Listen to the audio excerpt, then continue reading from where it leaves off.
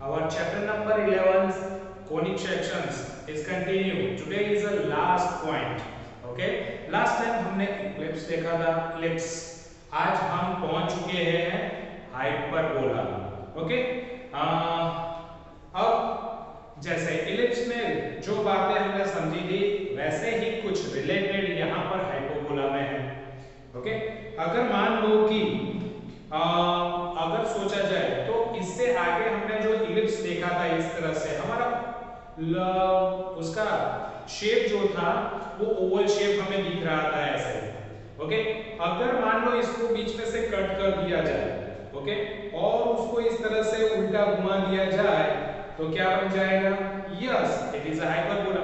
तो ये रिलेटेड कुछ इलिप्स के साथ है. ओके, ओवल शेप को अगर मैं घुमा दूं तो क्या बनता है? हाइपरबोला जैसा कुछ बन जाएगा. ओके, तो यही हाइपरबोला आज हमें समझना है. जैसे इलिप्स में दो फोकी थी, F1 ने F2, वही कंटिन्यू सिर्फ उसका डायरेक्शन चेंज हुआ है. तो F1 और F2 अपनी जगह पे है, पर थोड़ा सा उसमें चेंजेस यहाँ पर कुछ दिखने वाला है. ओके, तो चलो समझते हैं फर्स्ट ऑफ हाइपरबोला क्या है. ओके, हाइपरबोला में ऑलरेडी शेप तो हमें पता चल चुका है कि ये हाफ और ये हाफ, अगर उसको उल्टा कर दिया जाए तो वो एक इलिप्स जैसा बन जाएगा. ओके, चलो, तो ये हमारी ये एक्स एक्सिस, ये हमारी मेन जिसको हम कहेंगे ट्रांसवर्स एक्सिस. क्या कहेंगे इसको? Transverse axis. ओके, चलो, और जो y एक्सिस है उसको हम क्या कहने वाले हैं? Conjugate axis. ओके, तो यहाँ हाइपरबोला में यहाँ पर मेजर एक्सिस और माइनर एक्सिस नहीं कहेंगे, यहाँ पर क्या कहेंगे? Transverse axis and conjugate axis. Okay, चलो, तो फिर ये हमारी मेन ट्रांसवर्स एक्सिस है जिसके ऊपर हमारा हाइपरबोला का शेप है. ओके, जहां पर हाइपरबोला में हमें F1 और F2, अब F1 और F2 क्या है तो ऑलरेडी जानते हैं, फोकी है, फोकस. ओके, तो फोकस यहाँ पर -C0 और यहाँ पर C0. ओके, और A और B क्या है ऑलरेडी जानते हैं, वो वर्टाइसिस है. इलिप्स में क्या होता था? वो बाहर की ओर, यानी कि उसके एंड पॉइंट थे वर्टाइसिस. यहाँ पर वर्टाइसिस अंदर की ओर है और फोकस, तो डिस्टेंस में भी थोड़ा सा फर्क दिखेगा. ओके, पर उससे पहले यहाँ पर इलिप्स में हाइपरबोला में होता क्या है कि अगर हमारे हाइपरबोला के ऊपर कोई पॉइंट है, okay, lies on a hyperbola points, मान लो P1 है. ओके, तो F1 P1 का डिस्टेंस, यहाँ पर ये डेफिनेशन कहो कि इसका अंडरस्टैंडिंग तो हाइपरबोला में कि यहाँ पर डिस्टेंस कैसे मेजर होता है, हाइपरबोला कैसे बनता है. देन यहाँ पर हाइपरबोला पे कोई पॉइंट है P1 और F1 का जो डिस्टेंस है और P1 और F2 का जो डिस्टेंस है, P1 और F2 का, ऑब्वियसली P1 F2 का डिस्टेंस बड़ा होगा, तो P1 F2 minus P1 F2 P1 F1, P1 F2 minus P1 F1. Okay, ये जो मेजरमेंट आएगा वही मेजरमेंट यहाँ पर P2 F2 minus P2 F1. Okay, हर एक पॉइंट यहाँ पर हाइपरबोला में, यहाँ पर इस साइड पे P3 है, तो P3 का ये सबसे लंबा डिस्टेंस है, तो F1 P3 माइनस क्या होगा? F2 P3. ओके, तो इन सभी का डिस्टेंस जो भी मेजरमेंट सबट्रैक्शन करके जो भी मिलेगा वो कांस्टेंट, यानी कि हर एक का सेम होगा. ओके, यानी कि अगर मेजर किया जाए फिर से P1 F2 minus P1 F1, उसकी जो वैल्यू आएगी वही वैल्यू यहाँ पर P2 F1 और P2 F2 minus P2 F1, वही वैल्यू होगी. तो इसका मतलब ये जो हमारा हाइपरबोला का कॉन्सेप्ट है यहाँ पर क्लियर हो जाए कि इन दो जो भी पॉइंट है वहां से फोकस का जो डिस्टेंस है उसका अगर हम सबट्रैक्शन करते हैं तो जो मेजरमेंट आता है वो ओके, जिसको हम कहेंगे हाइपरबोला। ओके, हाइपरबोला में अब थोड़े से डिस्टेंस जान लेते हैं। जैसे कि हमने इलिप्स में देखा था कि ए बी और सी। ओके, ऐसे ही यहाँ पर भी ए बी सी हमें जानना है। तो ये जो वर्टाइसिस है हमारी, ओके, वर्टाइसिस ए और वर्टाइसिस बी, यानी सेंटर से वर्टाइसिस का जो डिस्टेंस है उसको हम क्या कहेंगे? ऑब्वियसली उसको हम ए कहेंगे। ओके, फिर हमारी conjugative axis. Okay, conjugative axis में मेजरमेंट कहां से है? तो हमारा जो हाइपरबोला है, हाइपरबोला से अगर हम एक लाइन खींचते हैं तो वहां तक का जो डिस्टेंस होता है उसको हम बी कहेंगे। फिर जो सेंटर है हमारा, सेंटर से फोकस का जो डिस्टेंस है उसको हम सी कहेंगे।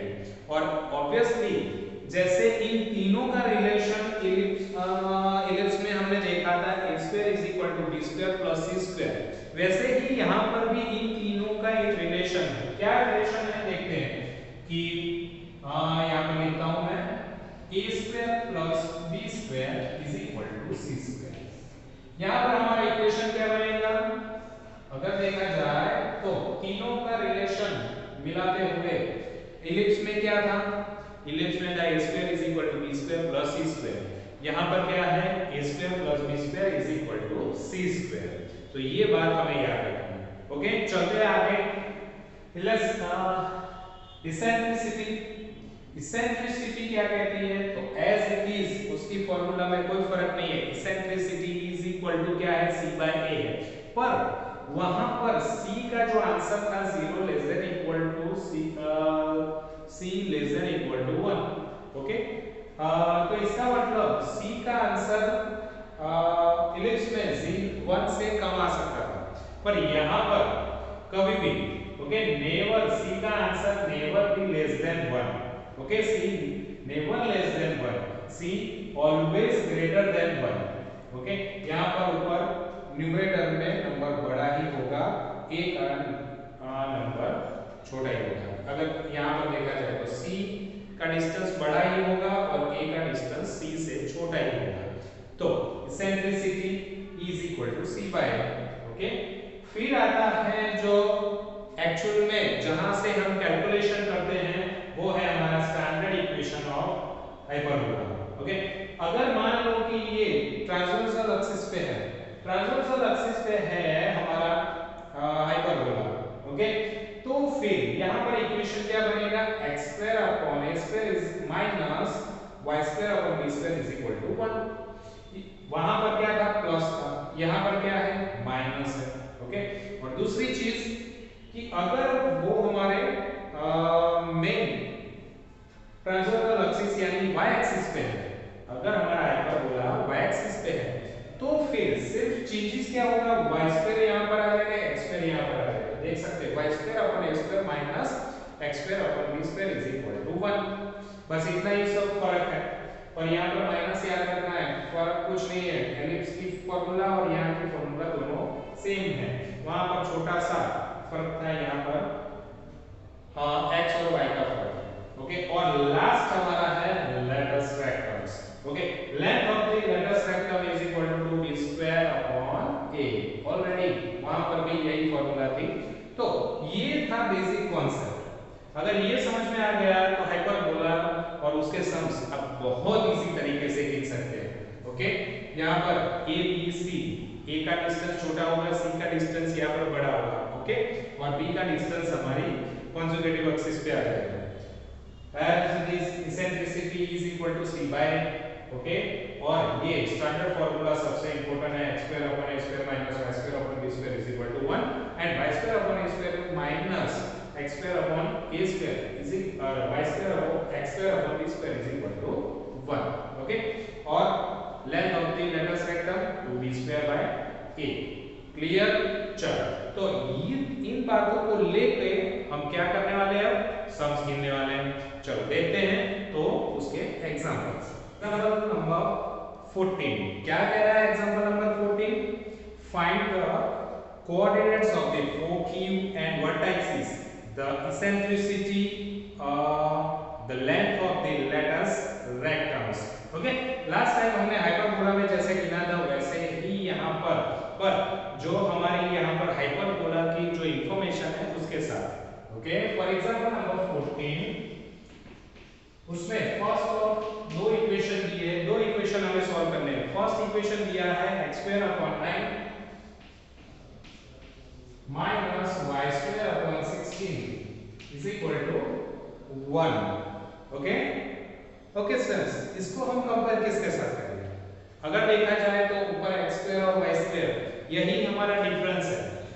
अगर x एक्सिस पे हमारा हाइपरबोला है तो x² आगे होगा, अगर y एक्सिस पे है तो y² आगे होगा।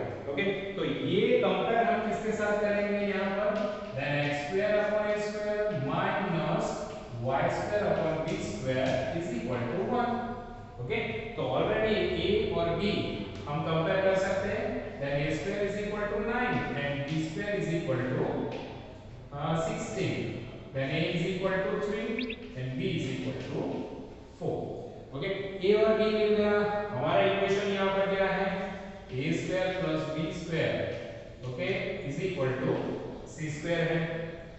तो a² 9 plus 16 that is c²। Then c क्या बनेगा? Addition 25 then 5। ओके, तो a b और c ये तीनों हमें मिल चुके हैं। अब उसके बेस पे हमें क्या लिखना है? फर्स्ट ऑफ फोकस, देन फोकी। फोकी में जनरली हम जानते हैं c, तो c क्या है हमारा? 5। और ये है इक्वेशन कौन से एक्सिस पे? ट्रांसवर्सल एक्सिस पे, यानी x एक्सिस पे। Then plus minus 5 0। Okay, now vertices क्या होगा? x एक्सिस पे है तो a, then plus minus 3 0। Okay, चलो उसके बाद क्या पूछा था हमें? Eccentricity. Yes, then e is equal to c by a। तो हमारा c कितना है? ऑब्वियसली 5 और a कितना होगा? 3। Then e is equal to 5 by 3 और यहाँ पर आप देख सकते हो 5 बाय 3 की वैल्यू 1 से ग्रेटर ही होगी। ओके, कभी लेस देन नहीं। इसेंट्रिसिटी के बाद हमें ढूंढना था length of the latus rectum. तो length of latus rectum. Okay, formula हमारी है 2b² bye a। That means 2b² हमारे पास ऑलरेडी 16 है और a देन 3। ओके, यहाँ पर कट नहीं हो रहा है, that is 32। Okay, divide by 3,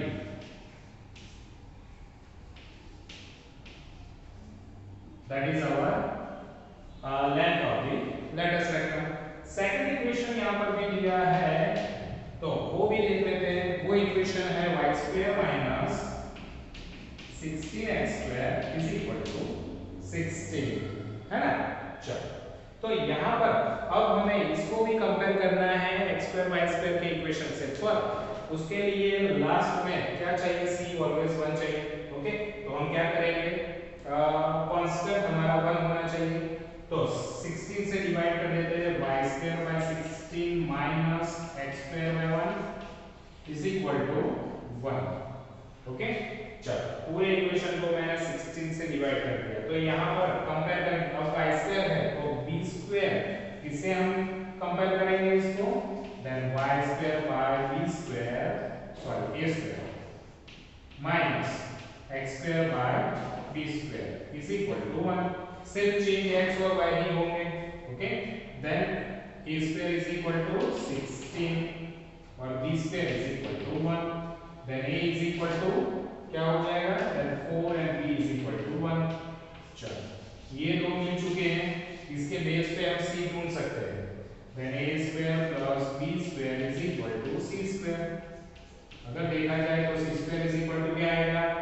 yes, 70। Then c is equal to √17। Okay, चलो a b c सब कुछ मिल गया है, तो अब ढूंढते हैं फोकी। तो फोकी क्या होगा? यहाँ पर y एक्सिस का इक्वेशन है हमारा। ओके, तो y एक्सिस का इक्वेशन है तो 0 और c कितना है हमारा? ये रहा, प्लस माइनस √17। ओके, वर्टाइसिस, चलो वर्टाइसिस यानी a क्या है हमारे पास? 4, then 0 plus minus 4। Okay, vertices के बाद अब इसेंट्रिसिटी फाइंड आउट करना था हमें। Okay, E is equal to C by A, then C क्या होगा, √17 by A, A की वैल्यू देन 4। ओके, चलो तो √17 by A, क्लियर। चलो आगे बढ़ते हैं। लास्ट बना length of the rectangle, length of latus rectangle that is 2b square by a, then 2b square की वैल्यू यहाँ पर हमारी क्या थी, b square 1, ओके, और a की वैल्यू थी 4, then 1 by 2। तो लेंथ ऑफ द रेक्टेंगल कितना होगा हमारा, 1 है कि नहीं, बहुत इजी है। अब हम बढ़ते हैं हमारे इक्वेशन कैसे फाइंड आउट करना है।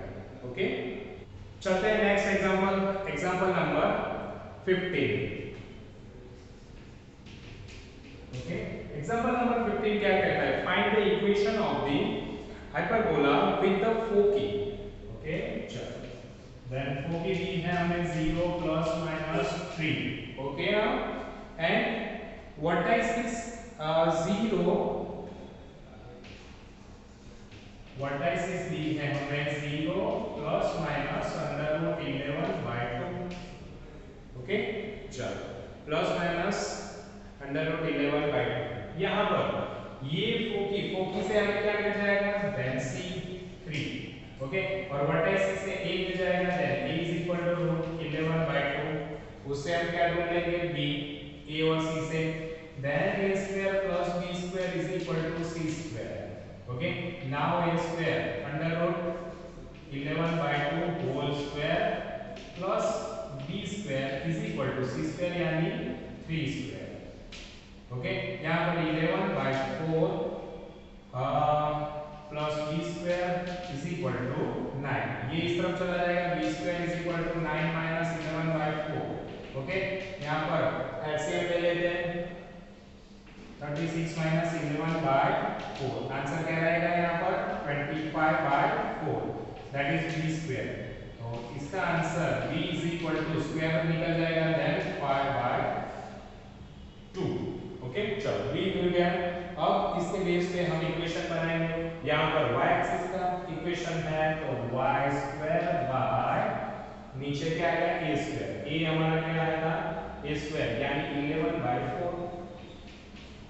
ओके, माइनस x² के नीचे B² आएगा, देन B² ये रहा 25/4, 25/4 = 1। डिनोमिनेटर चला जाएगा ऊपर की ओर, then 4y² by 11 minus 4x², okay, 4x² by 25 = 1। ये बन गया हमारा इक्वेशन। ओके, चलो आगे बढ़ते हैं नेक्स्ट एग्जांपल 16 की ओर। 16 क्या कह रहा है हमें, देखते हैं। चलो यहाँ पर एलसीएम लेके भी उसको फिनिश कर सकते हैं, 25 इस तरफ, देन 100y² माइनस ये इस तरफ 44x²। Okay, then 11 25 then 275। Okay, चलो तो ये हमारा बन गया इक्वेशन। एज इट इज 16 में भी है, find the equation of the hyperbola where the foci, then foci is given that 0 ± 12। okay, and the length of the lattice rectangles 36। okay, length of lattice rectangle is equal to 36 दिया है। Okay, चलो तो lattice rectangle की formula जानते हैं, 2b² by a = 36। ये a इस तरफ चला जाएगा, 2b² = 36, 2 नीचे आ जाएगा, देन b² = 80 a। ओके, चलो तो अब यहाँ पर फॉर्मूला में रखेंगे, sorry c is equal to क्या होगा, यहाँ पर c से हम फाइंड कर सकते हैं 12 b स्क्वायर। अब फॉर्मूला में रखते हैं a square plus b square is equal to c square. a क्या था हमारा ऑलरेडी यहाँ पर दिया नहीं है, पर हम एज इट इज रखते हैं a square plus b square कितना 18a और c स्क्वायर कितना है 12। 12 को इस तरफ ला दो, a square plus 18a minus 12 is equal to 0। Okay, c square 12 square then 144 के फैक्टर निकालो माइनस करके 18 लाना है। ऑब्वियसली कौन से होंगे 24 6 ओके, चलो 24 6 देन a स्क्वायर सॉल्व करते हैं इसको प्लस यहाँ पर 24a minus 6a okay minus 144 is equal to 0। Then a common a plus 24 यहाँ पर minus 6 common then a plus 24 is equal to 0. Then a is equal to minus 24 and a is equal to okay, a की value कितनी मिली 6 okay, तो यहाँ पर ये negative है तो a हमारा क्या हो जाएगा पॉजिटिव 6 ओके, तो a मिल गया।